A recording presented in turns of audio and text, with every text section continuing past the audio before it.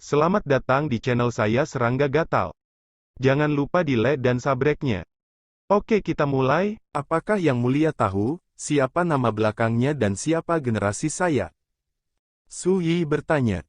Bahkan, dia sudah memiliki berbagai penilaian di benaknya. Sejauh ini, ia telah mengintegrasikan kekuatan Taoisme dari generasi ke-9 hingga ke-5. Su Yi juga telah mempelajari asal-usul generasi keempat Yi Daoxuan. Yi Daoxuan dan Li Fuyu, seperti Li Fuyu, keduanya bertarung di alam para dewa dan mati di tangan para dewa. Menurut kata-kata Li Fuyu, Yi Daoxuan adalah seorang pendosa yang menanggung keburukan abadi di domain dewa. Itu juga dikenal sebagai iblis pertama dalam sejarah domain dewa.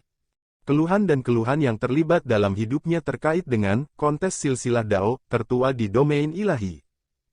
Namun, Li Fuyu juga menunjukkan bahwa keburukan yang ditanggung Yi Daoxuan adalah semua kotoran yang diletakkan para dewa di kepalanya setelah baskom kematiannya. Raja yang menang dan bajak laut yang dikalahkan, ketika Yi Daoxuan dikalahkan dalam kontes Taoisme, semua catatan tentang dia secara alami ditulis oleh para pemenang. Dan sekarang, selain Yi Daoxuan generasi keempat, pemilik suara misterius itu jelas bukan generasi pertama. Ini berarti bahwa pihak lain adalah kehidupan keduanya atau kehidupan ketiganya. Dia adalah generasi ketigamu, bernama Bodhi. Patriark baru saja mengatakan ini, tiba-tiba, suara misterius itu terdengar. Jika dia selamat, aku akan memberitahunya sendiri. Kalau aku mati, aku tidak pantas tahu namaku. Mata Su Yi sedikit menyipit. Patriark Bodhi berkata dengan ekspresi lembut, mungkinkah rekan Taois sudah siap? Bagus. Suara jernih generasi ketiga terdengar lagi, mulai sekarang, dia bisa memasuki uji coba 9 hari kapan saja. Bagus. Patriark Bodhi dengan gembira berkata, tidak peduli keberhasilan atau kegagalan akhir, saya tidak lagi khawatir bahwa rekan Daoisu akan diperlakukan tidak adil. Adil. Suara generasi ketiga membawa sentuhan ironi, bagaimana mungkin ada keadilan di dunia ini? Namun, apa yang Anda katakan tidak buruk. Mencoba aturan dan ketertiban Jiu Tianguan sudah cukup untuk memastikan bahwa semua perselisihan yang dipentaskan tidak akan dihancurkan oleh kekuatan eksternal. Dan saya akan menghormati apa yang saya katakan, selama dia bertahan, itu tidak akan membuatnya malu. Patriark Bodhi mengangguk ya. Dia menoleh untuk melihat Su Yi, ada yang ingin kamu katakan. Su Yi menggelengkan kepalanya. Dia aneh. Jika dunia ketiga masih ada, lalu apa yang terjadi dengan kekuatan Taoisme yang ditekan oleh pedang 9 neraka? Di antara mereka, pasti ada misteri.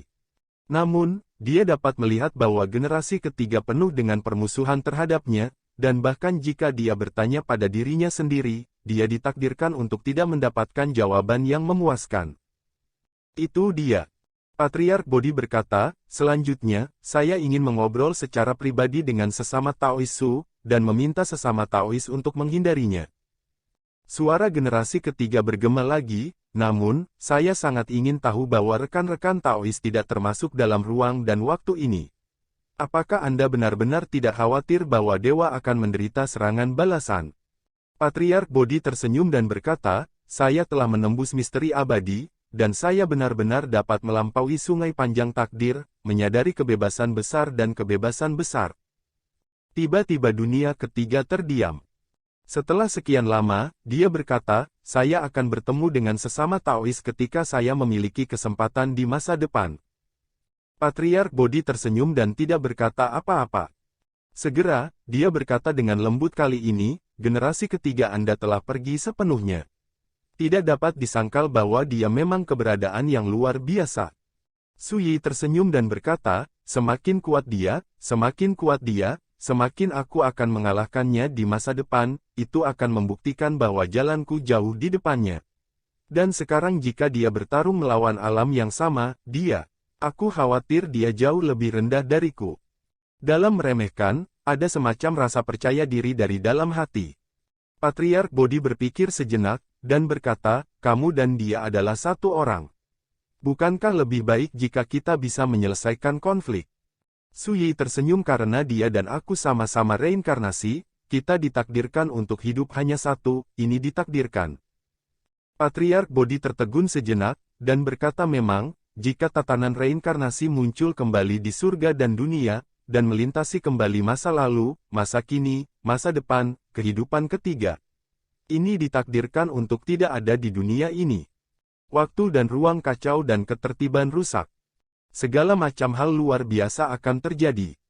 Tetapi jika suatu saat ruang dan waktu yang semrawut itu diperbaiki, tatanan yang rusak dibentuk kembali, dan semuanya berada di jalur yang benar, maka segala sesuatu yang seharusnya tidak ada ditakdirkan untuk menghilang.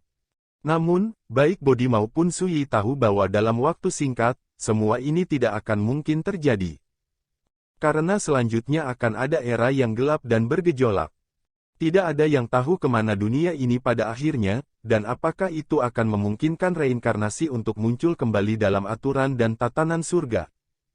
Ada satu hal yang saya sangat bingung, jadi mohon pencerahannya.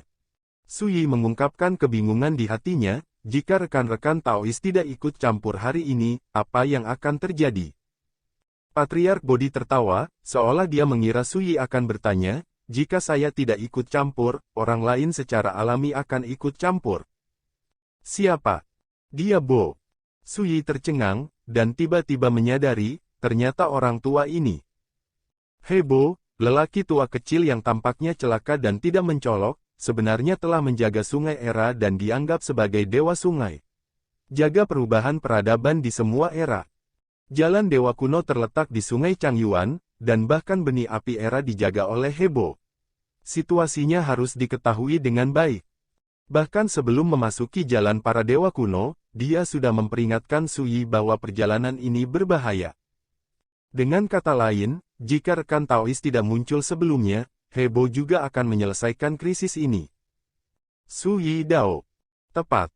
Patriark Bodhi berkata, namun, dia tidak boleh ikut campur dalam keluhan antara kamu dan dunia ketiga, dan hanya akan mengirimmu ke gerbang percobaan.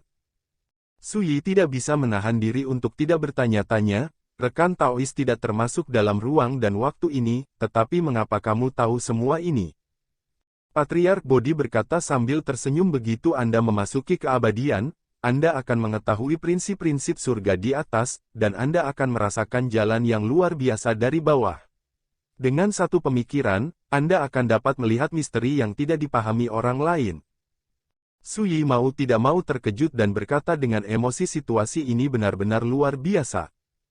Di hari lain, sesama Taois akan dapat menaiki sungai takdir. Patriark Bodhi berkata, pada saat itu, rekan-rekan Taois mungkin tidak terkejut dengan ini, dan hanya akan menganggapnya sebagai masalah sepele. Selanjutnya, keduanya mengobrol sebentar, dan Sui segera memutuskan untuk berangkat ke uji coba 9 hari.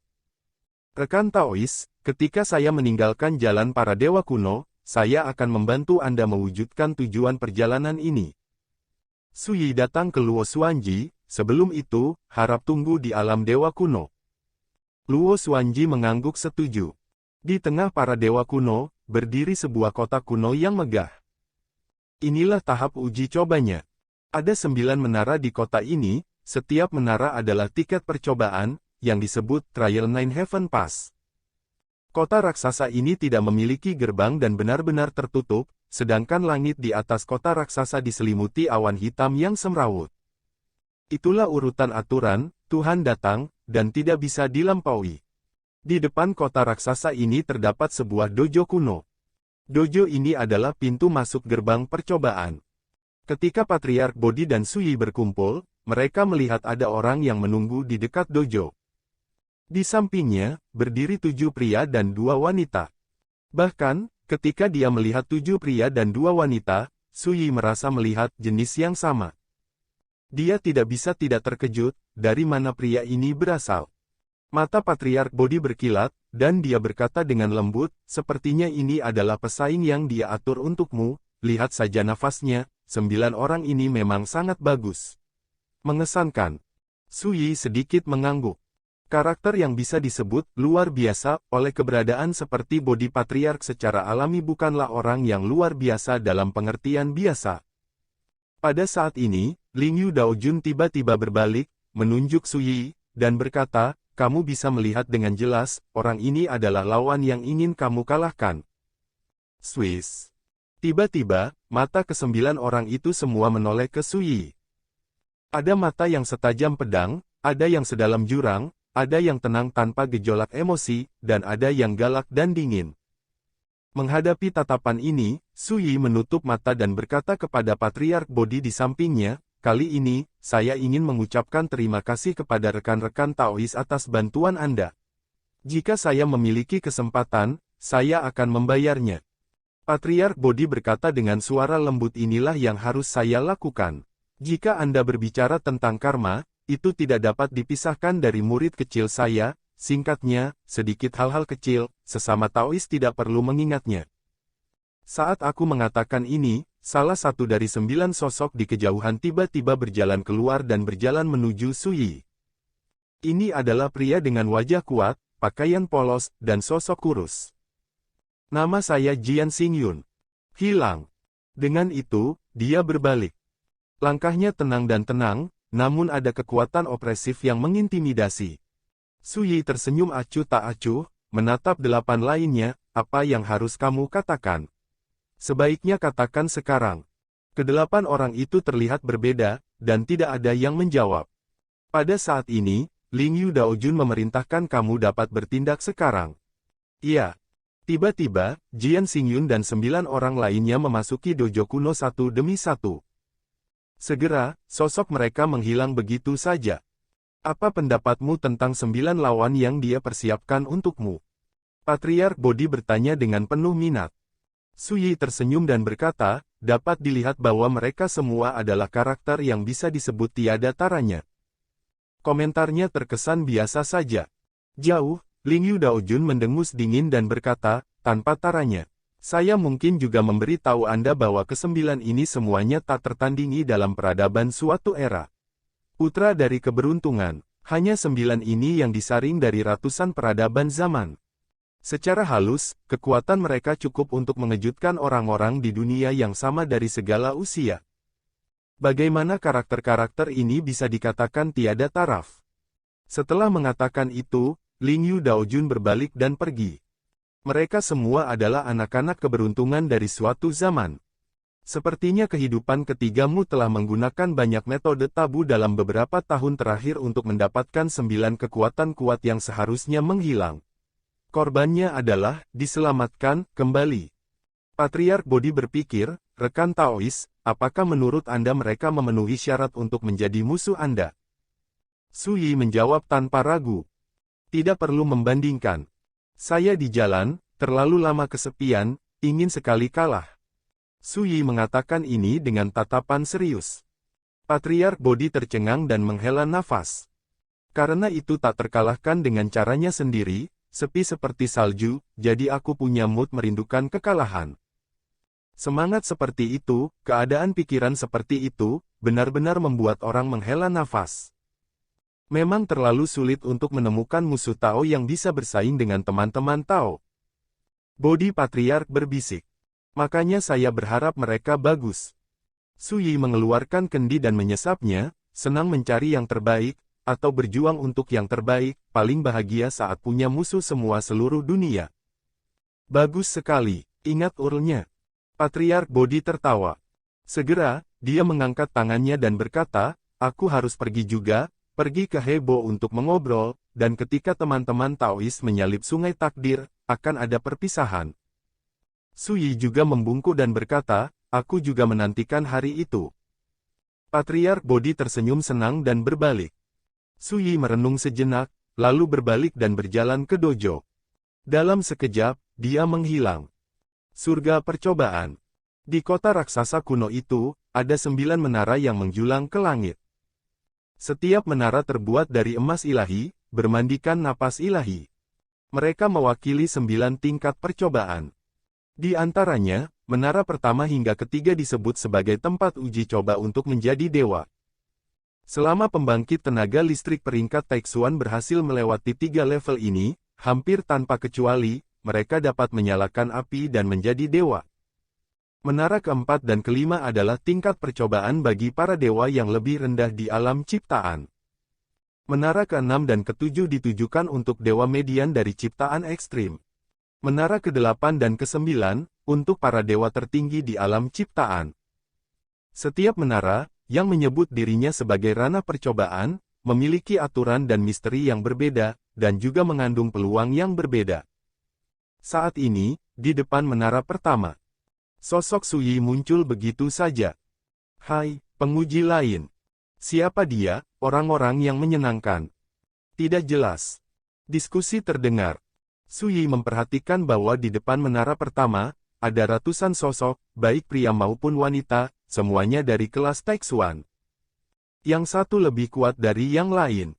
Namun, wajah-wajah itu semuanya asing. Ini juga normal, uji coba 9 hari terletak di Dewa Kuno, yang berarti bahwa yang kuat di Dewa Kuno juga dapat mengikuti ujian. Adapun orang luar seperti Suyi, hampir semuanya mencari para dewa di lautan para dewa. Hanya para dewa di antara orang luar yang bisa langsung memasuki gerbang percobaan. Suyi mengalihkan pandangannya dari orang-orang di sekitarnya dan mengambilnya kembali. Ketika dia datang, dia sudah mengetahui tentang uji coba 9 surga. Aturan di sini sangat sederhana. Setiap perkelahian dan konflik dilarang. Mereka yang melanggar aturan akan dihukum berat dan dikeluarkan dari pertama kali. Oleh karena itu, siapapun yang datang ke sini, tidak perlu khawatir akan balas dendam oleh musuh. Tapi Suyi juga mengerti bahwa aturan ini tidak berlaku saat menembus level. Yang berani menang. Memang setiap level punya aturan yang berbeda-beda, tapi selama ada persaingan pasti ada konflik. Bahkan jika pembagian hidup dan mati dilarang, kecelakaan pasti akan terjadi. Misalnya, setelah beberapa orang kalah, pikiran mereka hancur, dan tubuh mereka hancur, dan beberapa orang menyelamatkan hidup mereka, tetapi mereka menderita kerusakan yang tidak dapat diperbaiki, masuk ke api dan mati. Kecelakaan ini ditakdirkan untuk tak terelakkan, dan tidak berada dalam ruang lingkup aturan persidangan. Orang itu sangat menakutkan. Dia baru saja mencapai lantai 7 Ascension Road dalam waktu kurang dari beberapa saat. Tiba-tiba, seseorang berbicara dengan terkejut. Tiba-tiba, mata semua orang yang hadir beralih ke menara pertama. Menara itu kuno dan menjulang tinggi, berdiri di langit, terbagi menjadi 9 lapisan. Ada banyak cahaya keemasan terang di setiap lapisannya. Itu namanya. Mewakili para pencoba yang melewati pagoda pertama. Pada saat ini, yang menarik perhatian penonton adalah nama yang disebut Jian Xingyun. Suyi mau tak mau terkejut ketika melihat nama itu, mengingat bahwa barusan, Jian Xingyun ini juga berinisiatif untuk menemukan dirinya sendiri dan menyatakan bahwa jika dia bertemu dengannya, dia akan berjuang untuk hidupmu. Dan orang ini adalah salah satu dari 9 lawan yang diatur oleh dunia ketiga untuknya. Pembangkit tenaga listrik peringkat Taixuan. Siapa Jian Xingyun ini, mengapa aku belum pernah mendengarnya sebelumnya, ini? Kekuatan tubuh ini terlalu sulit untuk diredam. Ada yang kaget. Pencobaan menara pertama, yang disebut jalan menuju surga, dibagi menjadi 9 lapisan, dan ujiannya adalah kekuatan Tao. Di dalamnya, penguji hanya dapat menggunakan kekuatan Tao untuk melewati level. Mengerikan sekali. Dalam waktu kurang dari 1 menit, saya naik dari lantai 1 ke lantai 7 jalan Tian-Tian, tidak ada kecelakaan, cukup untuk memecahkan rekor sebelumnya. Seseorang bergumam. Di masa lalu, saya tidak tahu berapa banyak pembangkit tenaga listrik tingkat Taixuan yang melewati level tersebut, dan banyak dari mereka adalah karakter legendaris yang tak tertandingi di masa lalu. Orang-orang ini telah memecahkan rekor lama dan membuat rekor baru lagi dan lagi. Sejauh ini, semakin sulit untuk memecahkan rekor sidang pertama. Jika saya ingat dengan benar, rekor jalan tertinggi ke langit sejauh ini diciptakan oleh seorang tokoh Buddha yang tiada taranya 190.000 tahun yang lalu, tidak pernah bisa digoyahkan dia. Jika Jian Xingyun ini dapat dipatahkan, itu pasti akan membuat rekor baru dan menjadi badan Tao Ordo Taixuan paling kuat sejak zaman kuno. Seseorang menunjukkan antisipasi. Pada saat ini, ada banyak pembangkit tenaga listrik tingkat Taixuan yang melewati level di Menara Dewa pertama, tetapi Jian Xingyun tidak diragukan lagi menjadi nama yang paling menarik perhatian penonton. Aneh, kenapa saya belum pernah mendengar orang yang luar biasa seperti itu sebelumnya? Saat orang-orang berbicara, mereka melihat bahwa cahaya keemasan yang mewakili nama Jian Xingyun telah naik lagi ke lantai 8 menara pertama. Sebuah sensasi. Orang-orang tercengang. Hal yang sama adalah keberadaan peringkat Taixuan, tetapi tubuh Tao Jian Xingyun sangat kuat sehingga pasti bisa disebut yang terbaik. Jangan dipikir-pikir, rekor akan dipecahkan, pencapaian terobosan Jian Xingyun ini akan menjadi rekor tertinggi menara pertama. Beberapa orang mengatakannya dengan pasti. Sejak dahulu kala hingga sekarang, setiap pemecah rintangan yang telah membuat rekor baru akan memperoleh kekayaan besar, bahkan ada yang mengambil kesempatan untuk ikut serta menara pertama, dan bahkan perkuat kekuatan daging untuk membuktikan Tao dan menjadi dewa. Saya tidak tahu kreasi seperti apa yang akan didapat Jian Xingyun ini. Orang-orang berbicara, dan ada ekspresi iri yang tak tertahankan dalam ekspresi mereka. Menjadi dewa itu sulit, menjadi dewa itu sulit. Nama percobaan menara pertama, naik ke surga, berasal dari ini. Dan mampu memecahkan rekor masa lalu dan membuat rekor baru di jalan menuju surga sangatlah sulit sehingga tidak ada bedanya dengan legenda. Hah, orang itu baru saja tiba, dan situasinya belum diketahui, jadi dia akan melewati penghalang. Tiba-tiba, seseorang memperhatikan bahwa Suyi yang baru saja tiba, berjalan langsung ke gerbang menara pertama. Adegan ini juga disaksikan banyak orang. Namun tak lama kemudian, orang-orang menarik perhatian mereka dan mengabaikannya. Dibandingkan dengan orang asing yang baru saja tiba, Jian Xingyun saat ini tidak diragukan lagi yang paling layak diperhatikan. Siapa yang akan merindukan proses menyaksikan kelahiran rekor baru seperti itu? Berjalan ke menara pertama, pemandangan di depan saya tiba-tiba berubah, seolah-olah saya datang ke dunia yang kacau. Langit dan bumi dipenuhi kabut yang kacau, tidak ada gunung dan sungai, tidak ada tumbuh-tumbuhan, dan tidak ada apa-apa. Hanya ada satu tangga batu yang menjulang ke langit, menghubungkan antara langit dan bumi. Tangga batunya sangat tinggi, namun hanya terbagi menjadi 9 lapis. Setiap lapisan juga diselimuti kabut yang kacau, menjadikannya tidak nyata. Inilah jalan menuju surga. Ke langit dengan kekuatan Tao. Ketika Suyi tiba pada saat itu, tiba-tiba, seberkas hujan ringan yang teratur muncul dari bawah dan mengembun menjadi tablet batu. Ini adalah monumen percobaan. Setelah penguji memberi nama, tes dapat dimulai. Mata Suyi menunjukkan warna yang aneh. Dia sudah lama tahu bahwa cobaan ini ditinggalkan oleh kehidupan pertamanya.